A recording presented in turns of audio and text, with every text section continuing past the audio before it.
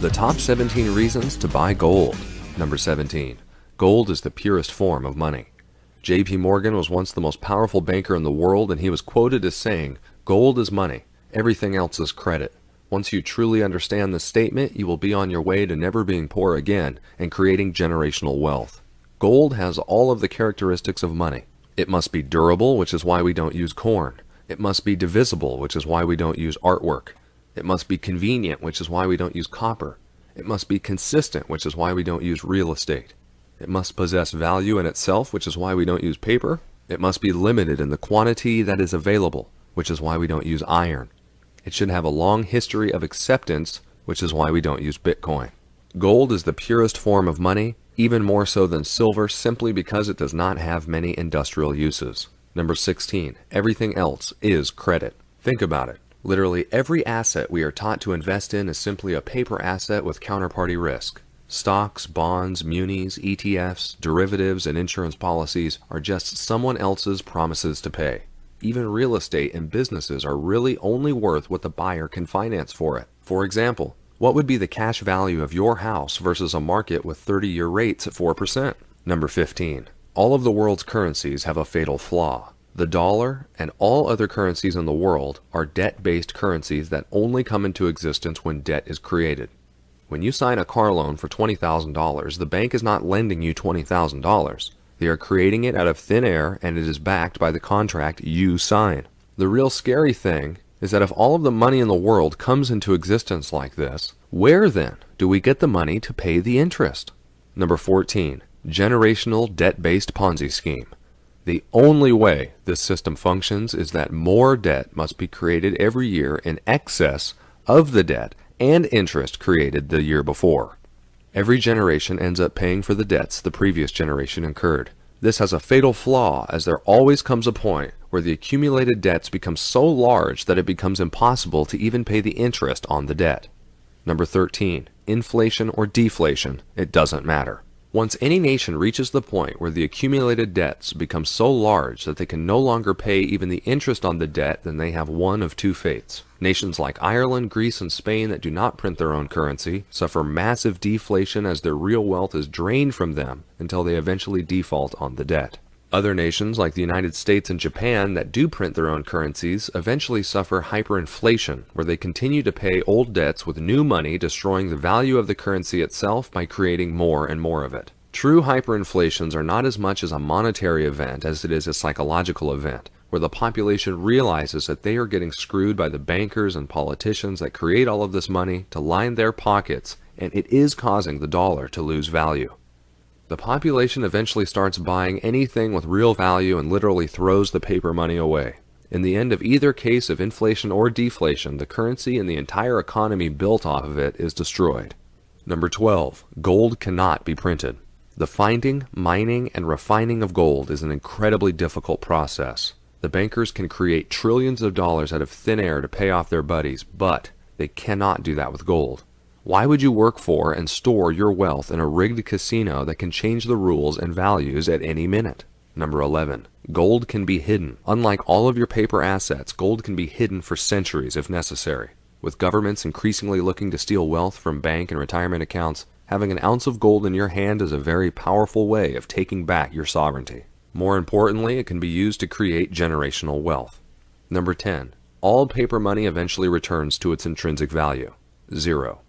There have literally been thousands of paper currencies that have been created and destroyed throughout human history, and they all suffer the same fate and become worthless. Even the dollar has become worthless. Since the foundation of the Federal Reserve in 1913, the dollar has lost 97% of its value. This has happened over the past 100 years, and it has defaulted on its promise to pay in silver in 1964 and promised to pay in gold back in 1971. Number 9. Gold is stored energy. Gold is really valued by the amount of energy that is put into the finding, mining, and refining of it. It is concentrated labor, energy, and luck. Given that we are coming close to the end of an era of relatively peaceful and abundantly cheap energy, it only makes sense to own gold, knowing that resources are declining and life will get more expensive and dangerous. Number 8. Even enemies trust gold. Gold is universally recognized as real wealth. Even enemies can trade gold without having to worry about counterparty risk. You could go to any civilization around the world in the past, present, or future with a few ounces of gold, and not even knowing the language, you'd be able to buy everything you needed. You cannot say that about any of the paper currencies or assets most people own today. Number 7. The rest of the world wants gold. The world hates the American empire that has spread nothing but debt and death for the last few decades. They know that in order for our dollar to continue, the U.S. needs to protect the petrodollar trade, which backs the dollar as the world's reserve currency. The more that nations stop using the dollar to settle trade, the less demand the dollar has globally. This means that all of those dollars we export consuming the world's production will eventually come home and chase after fewer and fewer goods that we still have. Number 6. Gold is rare. If you took all of the gold in the world and put it into a cube, that block would only have 65-foot sides. Usually we are trying to find ways to visualize the trillions of dollars spent every year, but a 65-foot cube is pretty easy for a person to grasp. There's an estimated 155,000 tons of gold that has ever been mined throughout history. If it was equally divided amongst all of humanity, it would only work out to 0.7 ounces of gold for each man, woman, and child on Earth. We know that it is not equally divided and that the majority of humanity will never touch gold. You need to have real wealth such as gold and silver to make the transition to the next monetary order. All of the debts will be wiped clean, and gold and silver will act as the basis for a new economic order as it is universally accepted as money. What are you doing to prepare yourself and your family for that day? Number 4. The U.S. is a paper tiger. So much of the power we have is just remnants of a time when the U.S. was the #1 energy and manufacturing power in the world. Those days are long gone. As we lose control over the Middle East, like the failed attempt to start a war with Syria and Iran, and even the fact that the U.S. has no diplomatic ties with Saudi Arabia right now, means we are on the verge of losing the petrodollar. We don't even produce anything more than donuts, because all of our corporations have sent their manufacturing capacity to Asia. Now we are consuming the last little bit of credit we have with the rest of the world as we amuse ourselves to death. Number 3.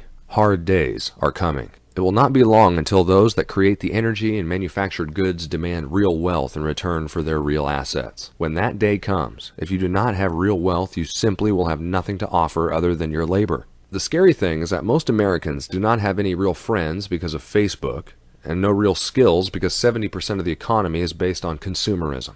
This will lead to most Americans fighting for survival as all of their paper wealth and economy collapses. Having an ounce of gold or silver is a buffer for you and your family from a very harsh reality that is coming.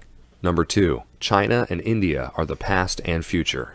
Prior to the European colonization of the world, China and India combined for half of the world's economic output. Only after the British colonized India and fought a 20-year opium war with China did that trend change and poverty hit those nations.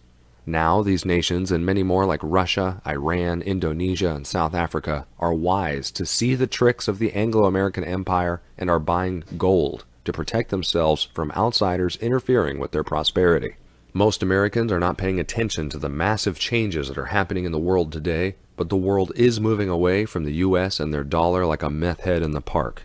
China has signed 15 bilateral trade deals with major nations like Japan, Russia, and Australia to dump the dollar in bilateral trade. Russia is about to sign a holy grail deal with China to have the world's largest energy producer power the world's largest manufacturing power in the world without dollars.